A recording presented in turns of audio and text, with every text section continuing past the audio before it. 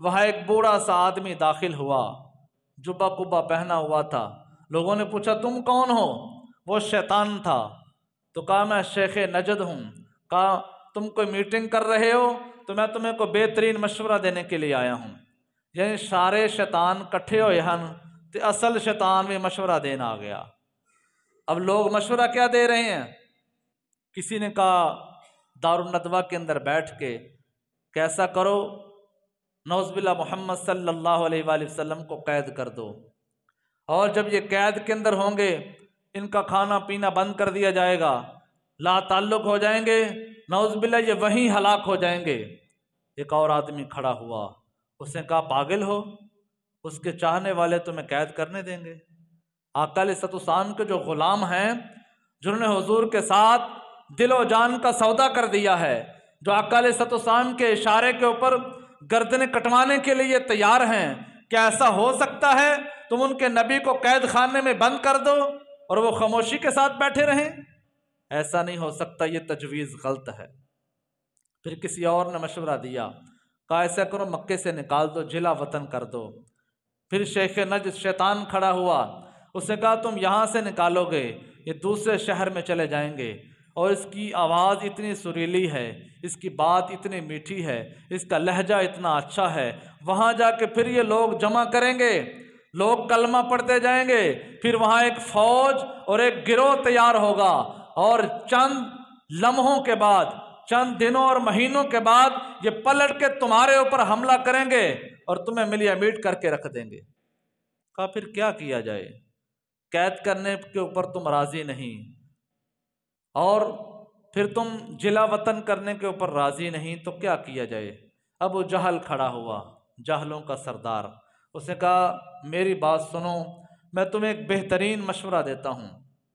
آقا علیہ الصلوۃ والسلام کا تعلق ہے بنو ہاشم کے ساتھ، ایک قبیلہ ہے، جتنے بھی اور دوسرے قبیلے ہیں سارے ایک ایک نوجوان کو پیش کریں، نوجوان مسلح ہونا چاہیے، اس کے ہاتھ کے اندر تلوار ہو، سارے قبیلے کا ایک ایک بندہ اکٹھا ہو، رات کو حضور کے گھر کا محاصرہ کیا جائے، اور سارے قبیلے والے نعوذ باللہ حملہ کریں، انہیں شہید کر دیا جائے، قتل کر دیا جائے۔ جب یہ بات صبح پھیلے گی تو ہم کہیں گے سارے قبیلے والوں نے مل کے کیا ہے، تقریباً 60 کے قریب قبیلے والے ہیں، بنو ہاشم کس سے بدلہ لیں گے؟ جب یہ بدلہ نہیں لے سکیں گے تو ہم دیت کی رقم ادا کر دیں گے، معاوضہ دے دیں گے، جان چھوٹ جائے گی۔ سب نے کہا یہ بات ٹھیک ہے، اور اسی کے اوپر اپنی محفل کو برخاست کر دیا۔ یہ فائنل بات ہو گئی کہ سارے قبیلے کا ایک ایک بندہ جمع ہو، ہاتھ میں اس کے تلوار ہو، رات کو نبی کے گھر کو گھیر لیا جائے اور محاصرہ کیا جائے، نعوذ باللہ انہیں شہید کر دیا جائے یا قتل کر دیا جائے۔ یہ تدبیر بنائی تھی، اللہ نے جبریل امین کو نازل کیا۔ سورۃ الانفال نامہ پارہ آیت نمبر 30 کے اندر ارشاد فرمایا کہ اے محبوب، جبریل امین آپ کو خبر دینے کے لیے آ رہے ہیں، جو کفار نے وہاں میٹنگ بنائی تھی، جو بات طے کی تھی، اللہ نے قرآن بنا کے مصطفیٰ کے سامنے نازل فرما دیا۔ وَإِذْ يَمْكُرُ بِكَ الَّذِينَ كَفَرُوا، یہ کافر تدبیریں بنا رہے ہیں، کیا؟ لِيُثْبِتُوكَ، تمہیں قید کر دیا جائے، او يَقْتُلُوكَ، یا تمہیں قتل کر دیا جائے، او يَخْرُجُوكَ، یا تمہیں یہاں سے نکال دیا جائے۔ وَيَمْكُرُ اللَّهُ، اللہ اس سے بہتر تدبیر کرنے والا ہے۔ فرمایا ایک تدبیریں انہوں نے کی ہیں، وَيَمْكُرُونَ، یہ سارے تدبیریں کر کے بیٹھے ہوئے ہیں، وَيَمْكُرُ اللَّهُ، اللہ نے بھی ایک تدبیر کی ہے، وَاللَّهُ خَيْرُ الْمَاكِرِينَ، اللہ ان سب سے بہتر تدبیر فرمانے والا ہے۔ سونیا صلاح انہاں ساریاں کر لئیے، مشورہ انہاں ساریاں کر لیا ہے، گل فائنل ہو گئی ہے، ایسا نہ کرنا ہے۔ میں انہاں دی گل انہاں اتھے بہ کے کیتی ہے، کمرے جو چھپ کے میں جبریل امین نو کل کے ساری گل تیرے تے ظاہر کر دیتی ہے۔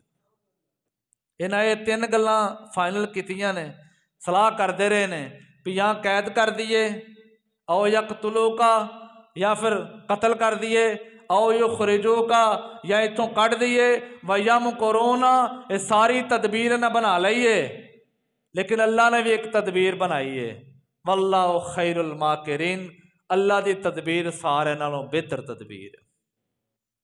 جب یہ بات ہوئی آقا علیہ الصلوۃ والسلام نے ایک دن پہلے ہی کہا تھا ابو بکر تیار رہنا، اللہ کی طرف سے اجازت آنے والی ہے، جب میرا رب مجھے اجازت دے گا پھر ہم مکہ کو چھوڑ کے مدینہ کی طرف ہجرت کریں گے۔ ابو بکر صدیق اسی وقت سے 2 اونٹنیوں کو تیار کر رہے تھے، اچھا چارہ ڈال رہے تھے اور انہیں ہجرت کے لیے تیار کر رہے تھے۔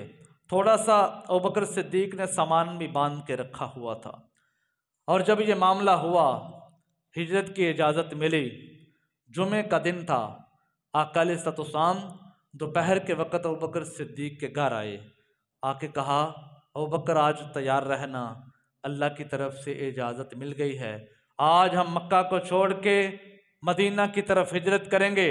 ابو بکر صدیق نے عرض کی میرے آقا میں تو پہلے سے ہی تیار ہوں، سامان میں نے باندھ کے رکھا ہوا ہے، اونٹنیاں میری تیار ہیں، میں ذہنی طور پہ بھی تیار ہوں۔ فرمایا رات کا وقت ہوگا میں تیرے دروازے پہ آؤں گا، جلدی سے تیار رہنا اور ہم ہجرت مدینہ کر جائیں گے، مکہ کو چھوڑ کے ہم مدینہ کی طرف چلے جائیں گے۔ اللہ کی طرف سے جب اجازت ہوئی، آقا علیہ الصلوۃ والسلام نے پروگرام بنایا، اور حضور جب گھر گئے تو کفار اپنی تدبیر کے مطابق نوجوان اکٹھے ہو کے حضور کے گھر کا محاصرہ کر چکے تھے۔ آقا علیہ الصلوۃ والسلام گھر میں داخل تھے، حضور گھر میں موجود تھے۔ حضور نے جب باہر کی طرف دیکھا تو چمکتی ہوئی تلواریں نظر آئیں، مسلح نوجوان وہاں نظر آئے، لیکن یہ اللہ کی طرف سے اجازت تھی ہجرت مدینہ۔